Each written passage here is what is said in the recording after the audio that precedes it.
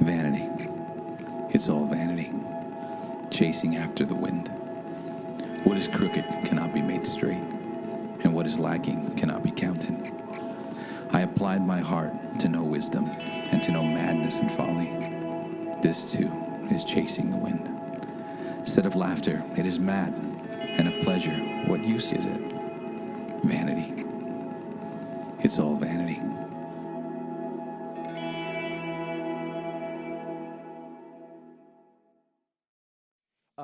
Cat's out of the bag, guys. I'm not sure if you knew this about me, but I'm a nerd. I'm kind of a nerd, all right? I don't know if the Star Wars references let you guys know that. But I'm a little bit of a nerd, and I've always kind of been this way. So, like normal kids, when it's like report card time, that's not like a good time for them, I liked report card time, all right? Like most kids like try to beat their mom or dad to their mail, get in and say, oh, the teacher didn't send her something. Not me. I'd be like, Mom, did the report card come? And she'd be like, what? Yeah, did you check the mail? She's like, it came 2 weeks ago. You know that, But what'd I get? You got A's, of course. And I'm like, yeah, okay, that's cool. She's like, you ask me again, you'll get a beating, That was kind of like how I just, because I studied hard. It was like my sense of completion. Like finally, I got my grade, And so for a long time, my identity was so wrapped up in my education and my knowledge and trying to get smarter and get ahead, man. I was so competitive too when it came to things. Like I didn't want to just get an A or just get the highest grade in the class. When it came to test time, I wanted to be the first guy out of done with the test. And so I'd get up and be like, done. You know what I'm saying? I was that kid. Like I was racing with nobody, Like I'm telling you, I'm a nerd. I'm lame, all right? Now I realize at the time, I'm like, no, this is great. Tests. And I remember just putting all my hopes and all my this passion into becoming educated, into getting more knowledge and getting more wisdom. And there was a part of me that believed if I could just get enough wisdom, just get enough education, just get enough knowledge, that maybe I'd be satisfied. I'd finally feel like I found the missing thing inside, And like if you would have told me, Joe, are you searching for wisdom and knowledge so that you can fill up something that's empty in you? I'd probably be like, no, that's crazy. I just like A+, right? I don't care. But really, if you would have searched my soul, you would have seen an unhealthy connection to my education just by how competitive I was and how drastic it was whenever I even got close to having a bad grade for whatever reason. And I begin to see how fleeting education and knowledge and wisdom was when I got my master's. And so let's back up first. When I graduated high school, my mom's like, hey, you graduated high school, that's awesome, And she's like, do you want to throw a party? And I was like, nah, I just, not really. I mean, everyone graduates. It wasn't hard for me. So for me, it wasn't a big accomplishment. So I was like, let's wait till I get my bachelor's. Then I'll be happy. So then I got my bachelor's, good grades. My mom came up to me and said, you want to throw a party? And I'm like, it's not that big of a deal, Mom. Don't worry about it. Wait till I get my master's. And so then, here I am at 24 years old, getting my master's. And I remember sitting in my apartment thinking, man, it's not enough. Like, it's not enough. I've gotten the grades. I've had the highest marks, right? I graduated like really high in my class. I've done all this stuff. Like, I've succeeded. I'm a nerd, all right? No girlfriend in sight at the time, right? Like, you know what I'm saying? Like I'm this dude who's just been pursuing education so passionately, and I'm sitting there in my apartment thinking, why don't I feel satisfied quite yet? And I remember sitting there thinking, this ain't it, man. And then this stupid thought comes across my mind. Maybe I should get a PhD, Like that's how ridiculous I was, like pursuing education, because it wasn't enough. So I thought maybe the next degree will finally get to the point where I have enough knowledge, enough wisdom, enough understanding where now I don't feel the way that I feel. But what was happening was that what Ecclesiastes is trying to tell us. Like wisdom is fine. Knowledge is fine, but at the end of the day, knowledge is not enough. We need something deeper, something more sustaining, something more satisfying. See, education never fulfilled me. Knowledge can't fulfill you. And that's the reality. We tend to talk this way, right? We say knowledge is power. And we talk about how important college is and education is. And don't mishear me, Gateway. Like, we love education. We want to support education. It's not a bad thing, right? Don't be like, Pastor said, don't do my homework. Don't do that, all right? I didn't say that. But what I do want to present to you is maybe it's not the thing that's going to finally satisfy and rescue you. Maybe more knowledge and more books isn't going to be the thing that's going to fill you up, right? But like we play this game in our head. We think a little more knowledge would change my life. Like how many of you would like to know what you know now and go back and relive your life, right? Because we have this idea that I would escape a lot of the problems and a lot of the pain in my life. And that's true. But look right at me when I say you would find new ways to screw up your life. You know what I'm saying? I saw this meme on Facebook that said that. It says, hey, I want to go back and relive my high school years. I thought of new ways to ruin my life. You know, like, but that's the reality. Is more knowledge does not mean salvation, does not mean rescue. It doesn't mean that you're going to finally avoid all the pain in this life, because the reality is, and what Ecclesiastes is trying to put before us, is there are certain things that under the sun, life in a broken world, that we cannot avoid, no matter how much wisdom, no matter how much knowledge, no matter how much understanding we get. But here's the thing he's going to say on the side, though. But wisdom isn't bad. Wisdom's not bad. It's just not the ultimate thing. But it's not a bad thing. In fact, that's what he starts off by telling us. Wisdom isn't a bad thing. And so if you're reading the scriptures, the Hebrew word for wisdom is this word chokmah. All right? Now, this word chokmah it's this beautiful idea. It's an attribute of God. It's who God is. God is the ultimate wise God. And when he creates the world, he uses his chokmah. So it's almost like this spiritual fabric, this thread that's going through all of creation. It's flowing throughout the world, sustaining the world, so that when you obey wisdom, when you obey the way that God created the grain of the world, things work out well for you. So don't be a fool, be wise. And so this is the way that the Proverbs talk, and really the whole Old Testament. For instance, Proverbs 3:19 says it this: the Lord founded the earth by wisdom, or the Hebrew word, which is the original language it was written in, chokmah. The world was created along this grain that if you follow it, you're going to be happy, you're going to be blessed. And then Jeremiah 10:12 says it this way: he, God, founded the world by his chokmah. He stretched out the heavens by his understanding. And so here's what he's trying to get us to understand. The foundation of the world is wisdom. So if you're a fool and you disobey wisdom and experience, that's on you, because God has already said, I made this world to work a certain way, so work with it, not against it. Go with the flow of the wisdom of this world. And it's this attribute of God that God has weaved into every part of creation. So the Old Testament says, hey, listen, God is a wise God, and when he made the world, he made it to work wisely. So if you obey wisdom, it'll be for your benefit. Even though he's going to end up telling us it's not ultimately going to change your life or rescue you, he says, still, let me begin by saying wisdom is actually a good thing. Now, when he uses this word wisdom, he's talking about something intensely practical, not theoretical. All right, some of us think of like scientists, and he's not talking about theoretical knowledge, abstract knowledge. He's talking about like everyday living, because we all know some egghead who knows a lot in his head, but his heart is jacked up. He's a jerky. We all know that guy, right? We all have met that person. Some of you are like, I am that person, right? We all know that guy. I've been that person many times in my life, okay? So he's saying, when I talk about wisdom, I'm not talking about just mere knowledge. I'm talking about experience. So this is the way Ecclesiastes, this is a sage, a preacher, a teacher in the book of Ecclesiastes. This is the way he puts it. He gives it this sort of proverb. He says this in Ecclesiastes 10:11. He says, if the iron is blunt and one does not sharpen the edge, he has to use more strength. But wisdom helps him to succeed. If the serpent bites before it is charmed, there's no advantage to the charmer. Here's what he's saying. Suppose you're trying to hack down a tree, but your instrument is blunt. He says, don't be an idiot. Sharpen it, all right? You can either work hard or you can work smart. So here's what he's saying. Wisdom is good, but you need to use it.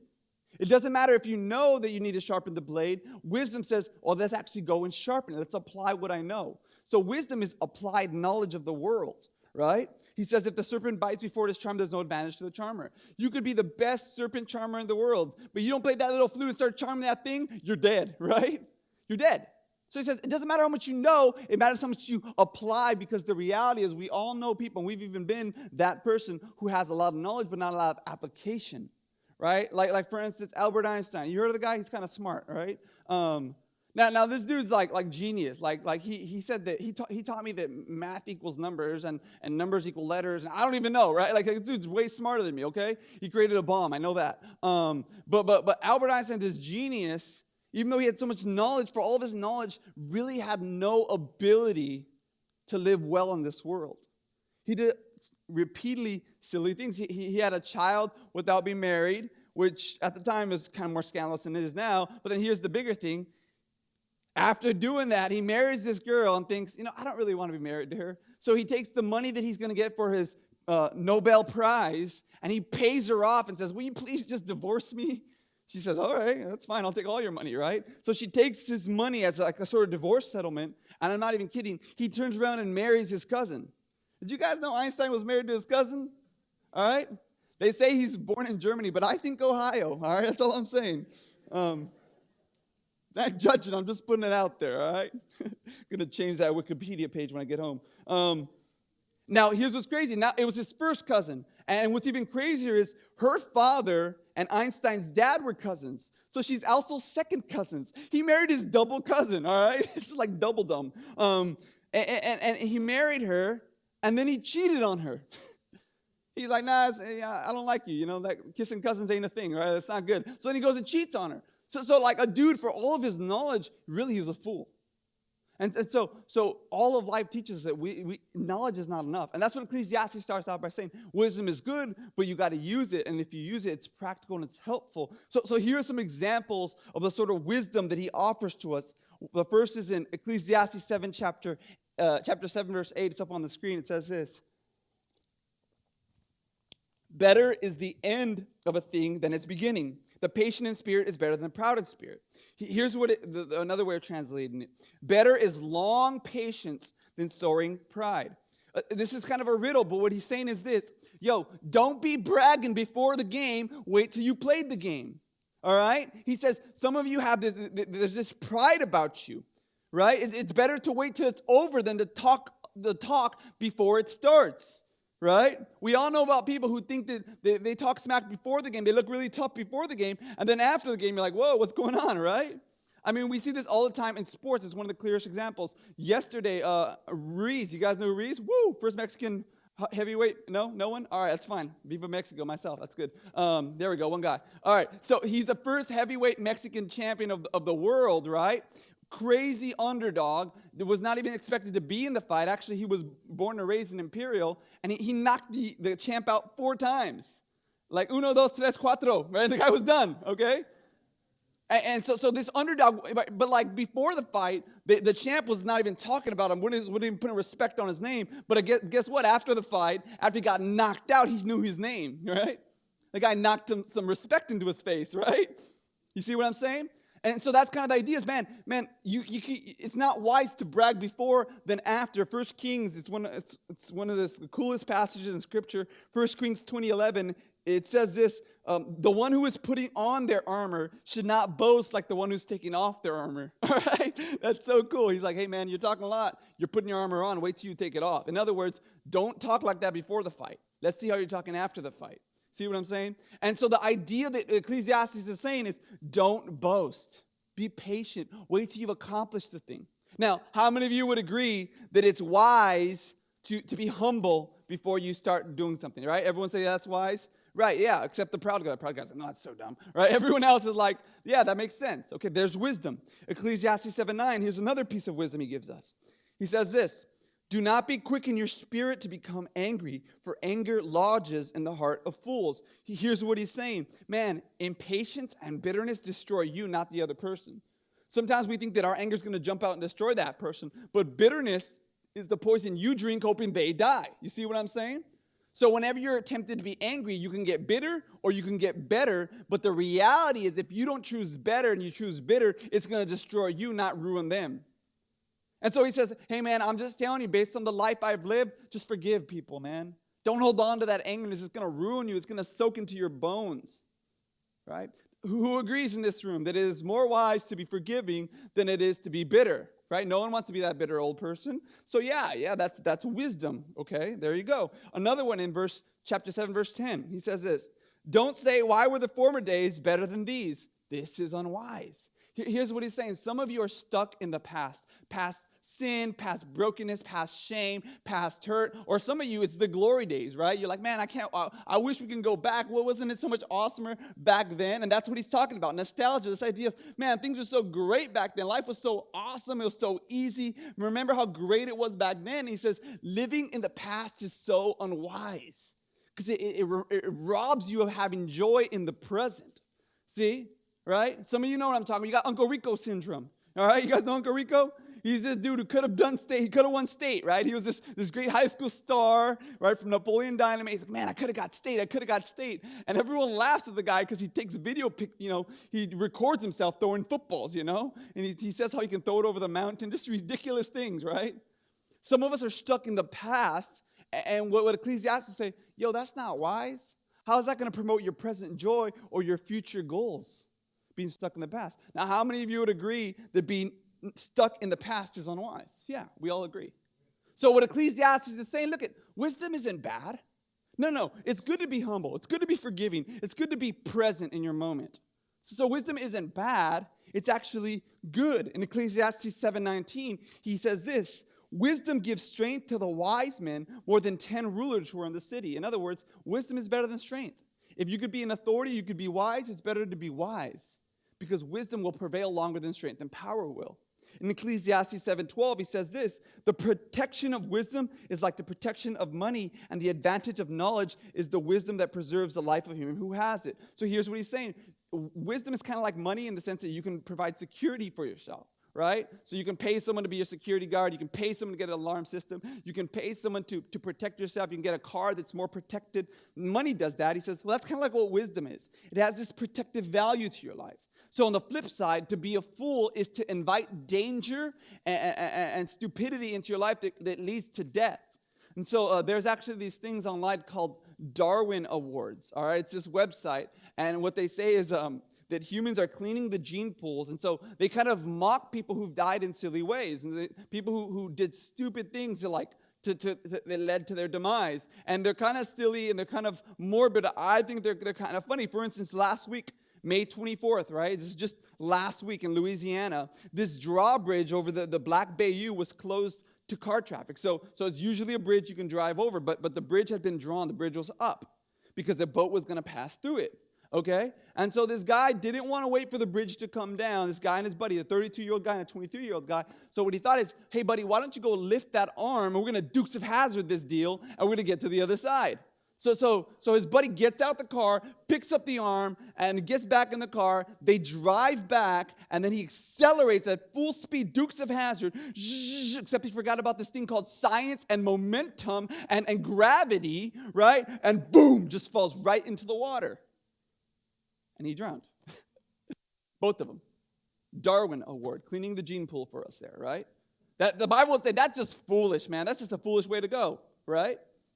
And then there's another guy who he's from Modesto. This happened a month ago. All right, he had an empty gas tank. He needed to get gas, and so he went and got this regular jug to fill up, which you're not supposed to do. Filled up his jug with gas, this plastic jug, and then he tried to put it into his car. Except there's like this safety valve. You're supposed to have a certain spout, right? You guys know, like a certain gas jug, right? He didn't have it, so he needed a funnel. So he's like, what am I going to do? He thinks, I know, I'm going to burn the edge of my container into a funnel so I can pour it in. Now, I'm not sure if you guys know how fire and gas works. Okay, he burned his shoes, and it wasn't a good sight. He didn't die, so he didn't get an award, but he's still an idiot. All right? Listen, foolish. You're not going to protect your life with foolishness, right? And so here's what Ecclesiastes says, man. It's better to be wise than to be a fool. Like, don't be stupid. Don't put your name out there like that, right? And this is the way Ecclesiastes 2, verse 13 to 14, kind of summarizes it all. He says, man, there is more gain in wisdom than in folly. There is more gain in light than in darkness. The wise person has eyes in his head, but the fool walks in darkness. Here's what he's saying. If you're a fool, it's like you're stumbling around and you can just flip on the light, man.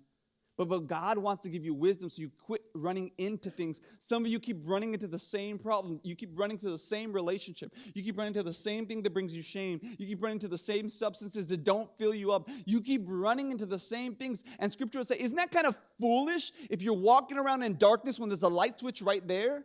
You say, what is the light switch, Pastor? Scripture. Scripture is a light unto our path. And so when we honor the Word of God, what we're doing is we're living in a way that is saying, hey, I'm going to do consistent with the way God made the world. I'm not going to be a fool. So the first thing that he says is, wisdom is good. But here's the second part he wants to say, and he wants to say this more often throughout the book of Ecclesiastes. He says, but it's not ultimate. It can't ultimately save you. We see this in Ecclesiastes 1:12 through 18. He says, I'll pick it up in 12. He says this, I'm the preacher, king over Israel. I applied my heart to seek and to search out wisdom and look at all that is done under the sun. It's such an unhappy business that God has given the man to be busy with. I've seen everything done under the sun, and behold, it's vanity. The word hevel, it's this mist, it's a fog, it doesn't amount to anything. It's just chasing the wind. Verse 16, so I said in my heart, I've acquired greater wisdom, surpassing all who were in Jerusalem before me, and my heart has had experience of wisdom and knowledge. Here's what he's saying. This is again, we probably think this is like a Solomon perspective, so let me give you some insight into the writer who wrote these words. It's probably written from this perspective of Solomon. And what he's saying is, I tried to get as much wisdom as I could, and it just didn't satisfy me. It couldn't fix what was broken. It couldn't add up to what was lacking. And so we have a phrase that we say in our culture, ignorance is bliss. How many of you ever heard that? That's kind of what he's getting at. He's saying, man, knowledge doesn't ultimately satisfy. It leaves you empty. He says, in fact, I can tell you that because I was the smartest dude around. He says, I got more wisdom than anyone. So if this is written from Solomon's perspective, one of the things we know about Solomon is God was very pleased with the way Solomon was living. Solomon was a king over God's people, Israel. God was very pleased with the way Solomon was living. So God comes up to Solomon in 1 Kings 3, chapter 5, where it kind of tells his life story, and he asks him a question. He says, hey man, I'm going to give you, what's one thing that you want more than anything? And so he says this. The Lord appears to him, Solomon, in a dream at night and says, what should I give you? Now, if God comes up to you and says, what do you want? What would you answer? Right? And so Solomon's here he is. He has this dream, like this wish, this desire. He's a king and he's thinking, what can I ask God for more than anything else? And then in 1 Kings 3, 9 through 14, what he says is, God, you've been so loving and faithful, and I'm just your servant, and I just want to be a good king over these people. So he says, God, will you give me wisdom? And God is blown away by his answer. God says, man, some people would have asked for riches. He says some people would have asked for a long life. Some people would have asked for military victories. I would have asked for more wishes, right? Anyone with me? Let me get infinity wishes. Gotcha, God. Right? Like that would have been me. Okay, I'm that guy. But he says, no, for me, just give me some wisdom, God. And God is so blessed by his answer. God says, I'm going to give you riches, I'm going to give you victory, and I'm going to give you a long life of thriving because you asked well. And then right after that, so God gives him this sort of supernatural wisdom where he's wiser than anybody in the whole world. He's like the wisest man to ever live. And right after that, the Bible tells us one example of his wisdom. Perhaps you've heard this story. It's actually pretty clever. So there's these women they live in the same house, and they both had children. One had one child, and 3 days later, the other one had a child. And they're sleeping at night one night, and one of the women rolls over onto her baby, and the baby dies. This is why I don't sleep with Olive. It terrifies me, all right? Seriously, it's like, oh, it's going to happen. The Bible says it. And so that's what happens, right? This woman rolls over onto her baby, and the baby dies. She's terrified. She doesn't know what to do, so she runs and grabs her baby and changes it with the other woman's baby, and takes that baby and runs and lays down and goes to sleep. And in the morning, when the woman wakes up to feed her baby, she's like, my baby's dead, but this isn't my baby. She knows her baby. So she's freaked out, and she says, this is my baby. She turns and says, hey, you got my baby, right? This is like a daytime court TV, right? That's my baby, not the father, So he's like, no, that's my child right there, you know what I'm saying? Like, that's my baby. And she's like, no, it's mine. And so they bring the issue to the king of Israel, the wisest man over in the whole world. His name is Solomon. They bring the baby and they say, okay, we have a dispute here. She's saying this is her child. She's saying this is her child. Now, again, they don't have no Maury Povich DNA testing at this time, right? So they got to figure out another way. And so Solomon's thinking, okay, what am I going to do to show whose baby this is? So Solomon says, I got it. And he says, so you're claiming this is your child, and you're claiming this is your child, and we have no way of telling whose child it is, right? He says, yeah. So Solomon, the wise man, says, give me a sword. So he brings a sword. He says, I'm going to chop the baby in half, and you'll get a piece, and you'll get a piece. How does that sound? I know it doesn't sound that wise right now, but it's about to get wise. All right? One of the women, the one who is not the mom, she's so spiteful. She says, fine, chop the baby in half. I don't care. If I can't have her, she can't have her. Right? It's pretty morbid. She says, I don't care. Yeah, do it. Now, the other woman, who's actually the mother of the child, displays sacrificial love when this question is presented to her. And she says, no, please don't kill the baby. Just let her have it. It's okay. And in that moment, Solomon realizes she's the mother because she has a sacrificial love for her baby in a way that the other one doesn't. That's pretty smart, huh? Yeah. Some of you are like, dang, psh, right? That's what I'm talking about, all right? Yeah, he's smart, all right? That's a smart dude, okay? That's a dude who graduated from IBC. That is a smart guy, all right? But he uses his knowledge, his wisdom that God gives him, and he becomes this excellent, intelligent person, right? And the Bible says he's so much wiser than anyone in the whole world. And so based on his wisdom, when he looks at the world, what is his estimation? What does he say about the world? Ecclesiastes 1:15 says this: what is crooked in our lives cannot be made straight. What is lacking cannot be counted. Here's what he's saying: man, life is broken. He says, I'm smarter than everyone who's ever come before me and anyone who ever come after me because God gave me this supernatural gift. And when I look at things, I look out at a world that is so desperately broken. He says things that are just, everything's off. And what's missing can't even be quantified. And so there's this emptiness in humanity. There's this crookedness inside of our experience. Life doesn't add up. Life cannot be straightened. Life is irreparable no matter how wise you are. And so here's what he says in verse 16. I have so much more wisdom than anyone who was before me, verse 16, verse 17. So I applied my heart to use my wisdom to know madness and folly, and I perceived that this is chasing the wind. In much wisdom is much vexation. He who increases knowledge increases sorrow. Here's what he says. Man, I looked at the world and I thought, life is not supposed to be this way. And I saw so much brokenness in the world that the smarter I got, the more wisdom I had, the more understanding I acquired, the more I realized life is broken. And wisdom's not enough. So one of the things that wisdom taught him, church, one of the things that his knowledge brought him to understand is it's never going to be enough. It's never going to satisfy. It's never going to take away the pain. It's never going to solve the issues that you have in your life. It's never going to explain. Some of us, when tragedy strikes or hard things come into our life, we say, give me an answer, give me knowledge, give me truth. And let me just say that question can never truly be answered, can it? No matter how much wisdom you seek out, it'll never give you the deliverance that you want. And he says, man, I used all of my intelligence and all of my resources to try to understand, and it just doesn't add up. Because I know what the way things should be, and things are not that way, and I can't quite understand why they're not the way that they should be. It's almost like he remembers what it was like to be in the Garden of Eden. See, the Bible says God made humanity perfect in a garden where everything was beautiful and blissful and there was no fighting before sin entered the world, before rebellion, before evil. And the Bible says that when he was in there, that when man was in there, everything was good. But things are broken now, so it's almost like even though our world is broken, we can all kind of remember as echoes in our soul that there was a time when life was not this way. That's why we cry out, life shouldn't be this way. That's why we say it shouldn't happen that way. That's why we get devastated when things come into our lives that shouldn't come into our lives, because there's a part of us that remembers, there's an echo in our soul that we were not made for this pain. Life shouldn't be crooked. Life shouldn't be broken. Life shouldn't be this despairing. Yet it is. Yet it is. You guys know I've said this before. I grew up in the rough part of town. I grew up in the ghetto, in like L.A.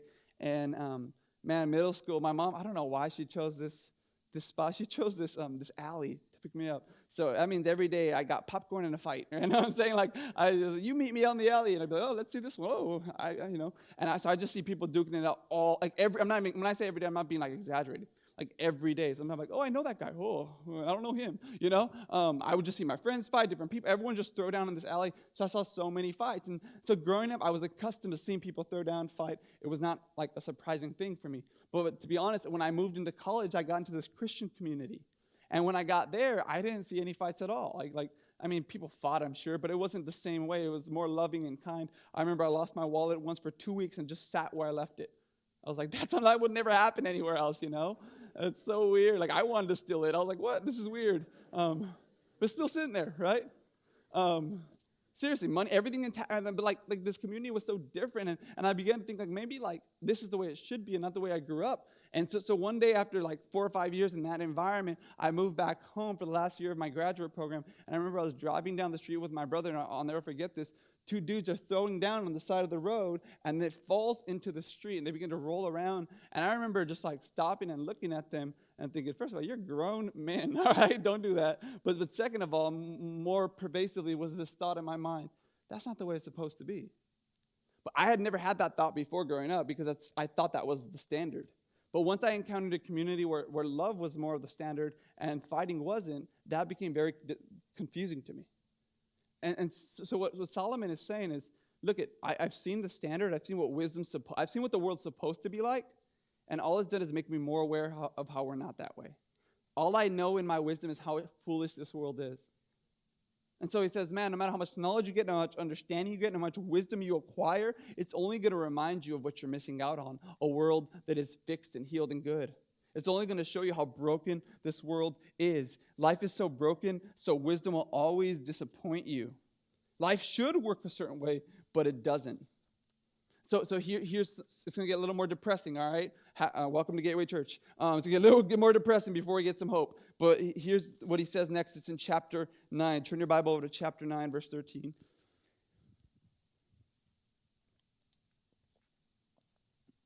If you don't got a Bible, it's up on the screen. I'm going to read verse 13. He says, he's talking about why wisdom doesn't work in a broken world sometimes.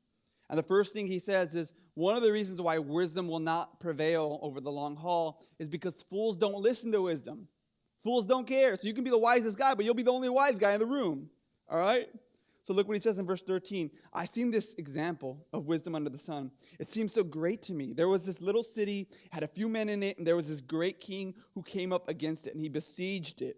And he built these great siege works against it. These nets, sort of, he captured it. And there was this poor wise man in the city, and he used his wisdom, and he delivered that city. But no one remembered that poor man. But I say that wisdom is better than might, though the poor man's wisdom is despised and his words are not heard. The words of the wise heard inquired are better than the shouting of ruler among fools. Here's what he's saying. He says, man, so this city was captured. He's using this word for, it's like it was caught like a fish in a net, right? And he says, and there was this one poor guy who and the reason why he talks about poverty is because sometimes we associate intelligence and wealth with wealth, right? Or like he must be smart because you have money. He says that's not true because there was this poor dude who was the wisest guy in this city. In fact, he used his wisdom to deliver the whole city. He says, this guy, they should have made a shrine for the guy. Should have made a statue for the guy. He should have been elevated to mayor. He should have been given riches and honor and a place in the city. But instead, for all of his wisdom that he used to deliver the city, you know what he got? He was forgotten, he was despised, and he was ignored over time.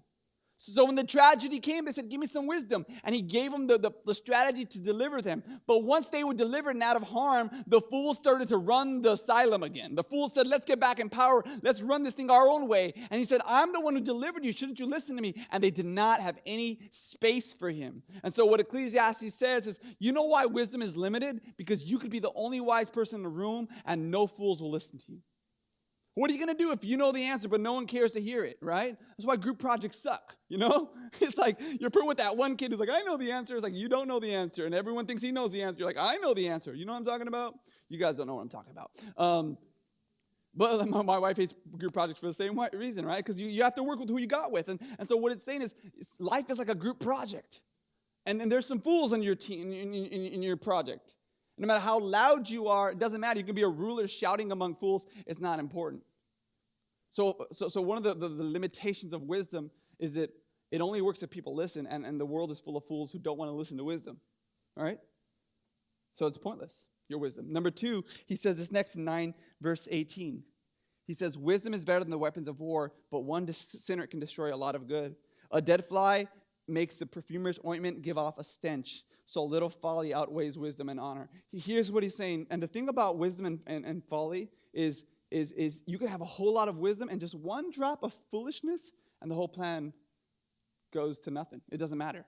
He says it's almost like, imagine like a little fly lands into your perfume. That's gross. The whole perfume is ruined. Doesn't matter if it's a little fly. A little folly ruins the whole thing. You know what I mean? It tampers with the whole thing.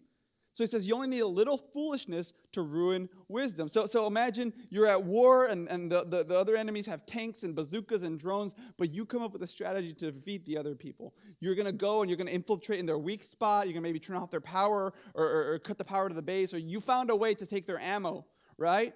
And so you have this, you tell your team this great strategy, and so the only thing is you have to find the weak spot. And as you're searching for the weak spot, you have this one guy on your squad he's dumb. He's a fool. And so when he finds the weak entry point, instead of, quietly, stealthily saying, calling it in, he stands and says, "Commander, found it!" Right? That's going to be bad, all right? The enemies now know where you're trying to infiltrate them, and they're going to use their weapons against you. So here's what it says. Yeah, it's good to have a good strategy. In fact, strategy is more important than having good weapons. If you have a good strategy, you can infiltrate. So he's talking about using a war analogy. He says, but one fool can ruin that strategy. See what I'm saying? That one guy who stands up and says, "Commander," he gives away the plan. It's over. Your wisdom is for nothing. The bazooka wins, all right? Doesn't matter how smart you are. Bazooka is greater than your wisdom, all right? And so here's what he's saying, man. He's saying, it just takes a little bit of stupidity and the whole plan's ruined. That's why wisdom's limited. Or imagine it's a really hot summer day, and man, you go to Cold Stone and you get this ice cream. I like strawberry, and I like to put the gummy bears in there, or maybe you like Rocky Road, or some other, I don't know what you put in there, and so you put all your toppings, and everything looks so delicious, and you're so excited because it's the middle of summer, it's July. You have your ice cream, you're about to lick it, and you look, and zzz, a little fly dies. Okay? You're going to throw that, all right? You're done, right? The ice cream's over. And some of you are gross. You're like, that's, protein, right? But most of us are like, we're done. Ice cream's over. I hate my life. That was awesome, and now it's not, right? A little foolishness is like that little fly. It ruins the whole thing. So that's why foolishness is in some ways weightier than wisdom, and wisdom is limited. Look at verse 4. Look what he says next in chapter 10, verse 4. The anger of the ruler rises against you. Don't leave your place. Calmness will lay this offense to rest. He says, there's this evil thing that I saw under the sun. It was an air proceeding from the ruler. Folly is set in so many high places. The rich sit in low places. I've seen slaves on horses and princes walking on the ground like slaves. Here's what he says, man. The people who are in charge are so unqualified. He says, there's nothing worse than when the people who are supposed to be in authority are fools. That's true at the church level. That's true at the government level. That's true in the family level. So on every level, if the person in charge is a fool, it ruins it for everyone.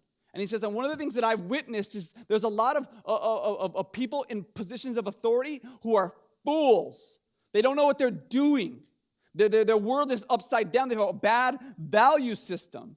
They're unqualified to run it. In fact, in chapter 5, verse 8, he says this, if you see in the province the oppression of the poor and the violation of justice and righteousness, don't be shocked at the matter. The high official is watched by a higher official, and there are higher ones watching him. Here's what he says, man, the whole system is bent against you. You know why he's doing all that evil in the government? Because he has his bro watching his back. And you know why that guy does evil? Because he has his bro watching his back. We have a word for this in our culture, the swamp. Everyone has their own interests, and they're using their own interests. And so we see it. Solomon saw it. He said, man, there's oppression. They're using their authority to oppress the poor. They're to promote injustice and inequality. And he says, and that's why there's always going to be a limitation on our wisdom, because the people in charge are fools who are unqualified to do what they're doing. And that systemic oppression will ultimately win the day. It'll ultimately silence your wisdom. No matter how smart you are, if the cards are stacked against you, if the system is bent against you, you will not win. Right? That's what he says. Verse 8 and 9, look what he says next. He who digs a pit will fall into it. A serpent will bite him as he breaks through the wall. He who carries stones is hurt by them, and he who splits logs is endangered by them. He describes these very normal activities. He says, let's say you're next to a wall, boom, snake bites you. Let's say you're walking, boom, fall into a pit. He says, let's say you're carrying a stone. Oh, you hurt your back, right? You get hurt by the stone. Or let's say you're splitting logs. Now you get injured by the axe or by the logs. Here's what he's saying. One of the reasons why wisdom is limited is because life is unfair and it's random. It's so random. This is how he says it in chapter 9, verse 11. He says, I saw under the sun, the race doesn't always go to the fastest. The battle doesn't always go to the strongest. The bread doesn't always go to the wise. The riches don't always go to the intelligent, nor is favor to those with knowledge. Time and chance happens to everybody. Man doesn't know his time. We're like fish. We're taken into an evil net, and like birds, we're caught in a snare. So the children of man are snared in evil time when it suddenly falls upon them. Here's what it says. You could be doing the most mundane, everyday thing, and just like that, your life is radically changed. You get injured, or you can die. You can be walking down the street and you can die, right? Twist your ankle, boom, bust, you're done, right? There you go. Right? Random, but that's the way life is. And so he says, one of the things I'm realizing about the reason why wisdom can't control our destiny is because I can't control every other every other thing in my world. You can't. Life is so random, it's so unfair. Chance just comes and destroys life. And things happen that we didn't expect to happen. For instance, you guys heard of The American Sniper? Great movie, right? Chris Kyle, he was this sharpshooter, the deadliest sharpshooter in the history of the war. All right? He killed so many people when he was at the war in Iraq, and just this crazy, awesome veteran, right? Well, he didn't die through all of his, he got deployed so many times. He never died in any of those activities. But when he comes stateside, he decides he wants to give his life to helping veterans, right? And so as he's helping veterans one day, one of the veterans with PTSD pulls a gun and kills him. What irony. This guy has seen so many bullets fly over his head, one of the greatest warriors of our time, soldiers, and he's avoided this so many times. Life and chance happen to us all, don't they? Here's what he's saying. Your wisdom's limited because you don't know what's going to happen. You don't know. Life is a gamble, all right? It's a bad gamble. My Uncle Ralph, man, he loves to gamble, all right? He has 3 rules to his gambling. He always gambles against the experts. I don't know why. He always gambles against my favorite team. I know why. And he always loses. Those are his 3 rules to gambling, all right? Never won $1. I don't know why he does it, but like it's a bad gamble, all right? That's kind of what life is like. It's a bad gamble where the cards are stacked against you. You have this house of cards, and you know you're going to lose. The house is going to win. Your wisdom's limited. And then he says these last 2 things. He says, no matter how wise you are, one day you're going to die, and one day you will be forgotten. Look at chapter 2, verse 14. It says this. The wise person has eyes in his head, but the fool walks in darkness. I perceive the same thing happens to all of them. So I said in my heart, what happens to the fool will happen to me also. Why have I been so wise? I said in my heart, this is so vain. If the wise and the fool, there's no remembrance of them, that all their days come to an end and they will be long forgotten. How the wise dies just like the fool. So I hated my life, because what is done under the sun was so hurtful to me. For all is vanity, a chasing the wind. Here's what he says. Man, no matter how smart you are, you can't escape death. You can't. And one day you're going to be forgotten, no matter what you do. We started, this is a happy message like at the start, right? Wisdom's good. Pursue it. It's going to help build you up. It's going to protect you and preserve you. And here we are where he says, yeah, that's true, but because life is broken, the reality is wisdom doesn't give us the power that we want. There are limitations to wisdom. There are limitations to our wisdom, he says. So what do we do then? If it doesn't matter if I'm a fool or if I'm wise, because it's all going to end in the same place. If it's all going to end in the tomb, then what is the point of being wise or being foolish or doing any of this, Pastor Joe? Why am I at church if at the end of the day you're telling me it doesn't matter because it all ends in the same place? Here's what I would do is I'd point to you. Life is kind of like a puzzle, okay? Life is kind of like a puzzle. And so you got a couple puzzle pieces. And as you're putting the puzzle together, sometimes what you need is you need to look up at the box, right? You guys ever done that? So you got this one little piece of the puzzle, and it's like, man, it's not fitting. It's not fitting. And then what do? You look at perspective. You take a step back, and you look at the object, the goal, the hope. You kind of take a step back and see the whole point of life. And once you're able to look at the picture, suddenly that little puzzle piece in your hand makes so much sense. In the moment, it just looks dark and doesn't really, like, what doesn't fit? You're trying to put an edge and it has, it's not an edge, right? Well, where does it go? But then you look at the picture and suddenly perspective invites wisdom that you didn't have prior. And so one of the things that I want to offer to you this morning is you got this puzzle piece, and it's not quite making sense how it all fits together. There are things that have happened in your life that seem random and unfair and dark and broken. And as you're trying to put your life story together, you're thinking, where are all these random pieces coming into play? Like, did I get the wrong puzzle? And let me just take a step back and show you the box. Let me show you the story that you are a part of that you may not even be aware of. The Bible says this: wisdom comes from a God who made everything beautiful and good. And this God made the whole world good and right. But when sin entered, when rebellion and sin entered the world was broken drastically. We experience this brokenness relationally, personally, in every part of our lives, financially, emotionally, right, physically. And this brokenness that has entered in, that's what Ecclesiastes says. What is lacking cannot be counted. What is crooked cannot be made straight, right? And so God sees this brokenness, and instead of stepping away from the brokenness, the picture that God wants to present to us is God enters into the brokenness of this world. He enters into the foolishness of the world. And Jesus Christ is God who came to earth to be true wisdom, to clear away the fog, to clear away the hevel, to clear away the things that confuse us, distract us, and make us feel broken. He came in to heal the world. So this is what he says in Luke chapter 3, verse 5 and 6. He says, every valley shall be filled. Every mountain and hill will be made low. The crooked things in life will be made straight. The rough places will become level. And all of flesh shall see the salvation of God. He's saying, yeah, Ecclesiastes, life is broken. Life is unsatisfying and empty. He says, but I've come to fulfill. I've come to make your life straight again. I've come to bring meaning and purpose, to show you that at the end of the day, if you put your trust in me, that there is a beautiful picture that God is building through the puzzle pieces of your life. And so God wants to give you wisdom's perspective that he's actually making all things new. He's making all things beautiful, that no amount of pain, suffering, or darkness can erase the story that you are in if you have faith in Jesus. He does not waste the dark moments in our life. In his great wisdom, he enters into our story and transforms it for his glory. Oh, what a God that would enter into painful circumstances to redeem our lives from the pit. How does he do this? Well, he embraces something so absurd. See, Jesus is King of the universe. He deserves a crown. He deserves honor and majesty and praise and worship. And yet Jesus embraces something so absurd, it's foolish. The King of the universe is crucified.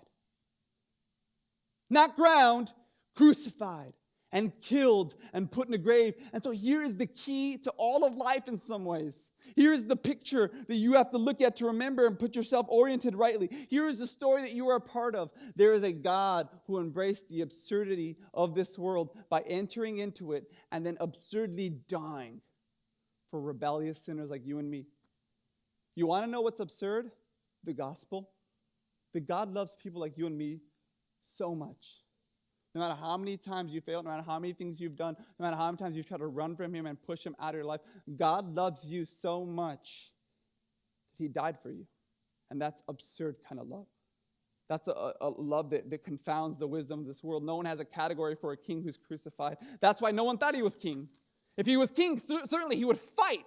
He would kill us if he could do it, if he had the power. But using his power, not for his own gain, but for your gain, he submits himself to death. Life is killed on the cross. And suddenly you begin to realize that maybe we've had it wrong all along.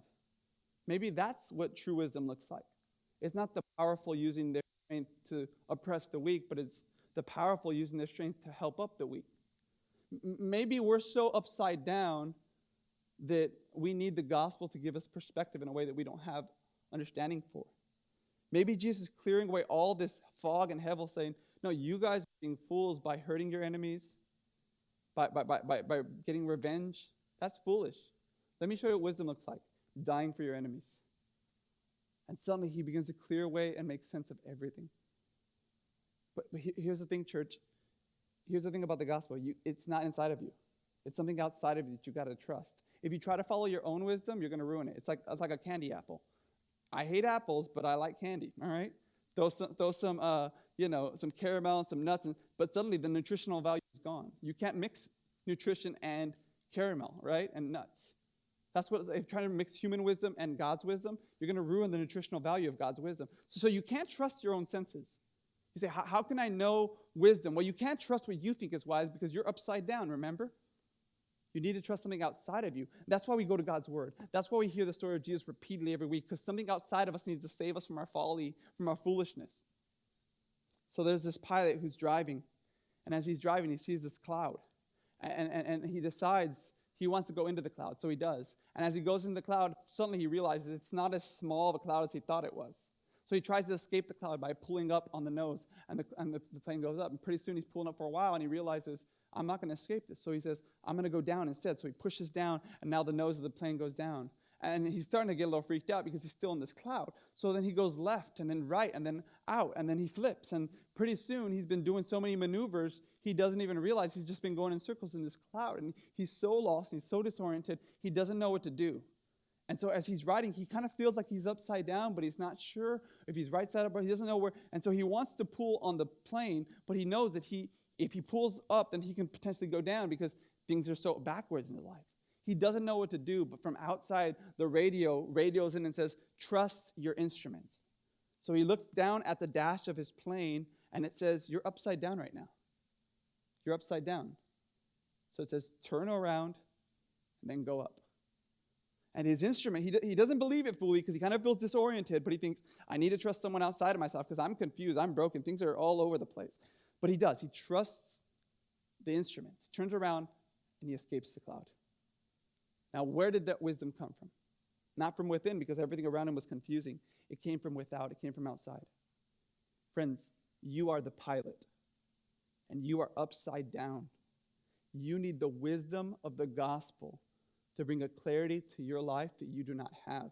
You want to escape the fog? You want to escape the hevel? You want to escape the trap that you're in right now, the pain, the suffering? The only way out is to surrender control to something outside of you, to the gospel of Jesus Christ. What kind of people would we be if we just trusted the wisdom of Jesus? We'd be a loving people who are not chasing wind, but escaping the wind by putting our hope and faith in Jesus Christ. That's the church we need to be.